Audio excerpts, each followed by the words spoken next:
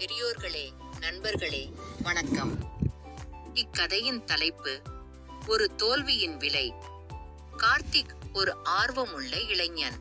அவனுடைய கனவு சொந்த வியாபாரம் தொடங்க வேண்டும் என்பதே. வழக்கமாக வேலை செய்யும் வாழ்க்கையை விட தனியாக ஒரு தொழில் செய்து வெற்றி பெற வேண்டும் என்று உறுதி கொண்டவன். அவன் பிளான் செய்தும் முதலீடு செய்தும் கடுமையாக உழைத்தான். ஆனால் வியாபாரம் எதிர்பார்த்த அளவுக்கு செல்லவில்லை. கடன் எடுத்து முதலீடு செய்தான். ஆனால் நஷ்டமாகிவிட்டது. நட்புகளும் அற்றுவிட்டன. குடும்பத்தினரின் நம்பிக்கையும் சிதைந்தது. நான் தோற்றுவிட்டேன், இனி என்னால் எதுவும் செய்ய முடியாது என்ற எண்ணம் அவனை ஆட்டிவிட்டது. அவன் முழுமையாக நம்பிக்கையை இழந்து வாழ்க்கையை எப்படி எதிர்கொள்வது என்று தெரியாமல் முடங்கிப் போனான். மனதளவில் குழப்பத்தில் இருந்த கார்த்திக் ஒரு நாள் ஒரு பூங்காவில் அமர்ந்து, நான் இனி எதை செய்தாலும் தோல்விதான், வாழ்க்கை முடிந்துவிட்டது என்று யோசிக்கிறான். அப்போது அருகில் அமர்ந்திருந்த ஒரு முதியவர் தியாகராஜன் அவனை கவனிக்கிறார். அவருடைய முகத்தில் அமைதி, அறிவு, அனுபவத்தின் வெளிப்பாடு தெரிகிறது. முதியவர் கேட்டார், என்னாச்சு? ஏன் இவ்வளவு கவலையாக இருக்கிறாய்? கார்த்திக், நான் ஒரு தொழில் தொடங்கினேன். ஆனால் வெற்றியடைய முடியவில்லை. எல்லா பணமும் போய்விட்டது. நான் முடிந்துவிட்டேன். முதியவர் சிரித்தார். நீங்கள் ஏதாவது பெரிய தவறு செய்துவிட்டதாக நினைக்கிறீர்களா? கார்த்திக், ஆமாம், பல தவறுகள் செய்தேன். அதனால்தான் தோல்வி. முதியவர் ஒரு சிறிய கல்லை எடுத்துக்காட்டி கூறினார். இந்த கல்லை பாருங்கள். இது நிலத்தில் விழுந்தால் நாம் அதை எடுக்கலாம். ஆனால் நாம் அதை தூக்கி போடும்போது அது மேலே ஏறிச் செல்லும். வாழ்க்கையும் அப்படித்தான். நாம் வீழ்ந்தால் மீண்டும் எழுந்து செல்ல வேண்டும்.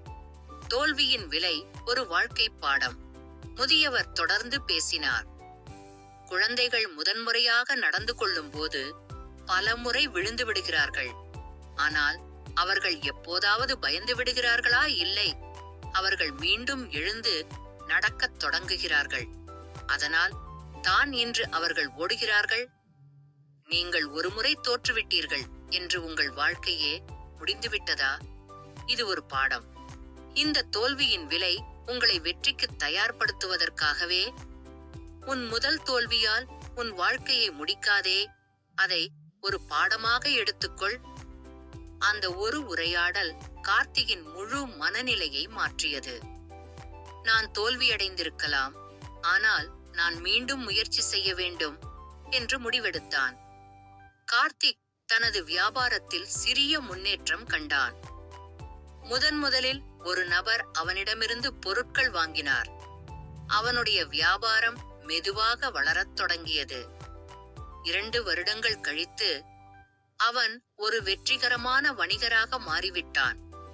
இப்போது அவன் மற்ற இளைஞர்களுக்கு தோல்வி வாழ்க்கையின் ஒரு பகுதி, அதை எப்படி கையாள்வது என்று சொல்கிறான்.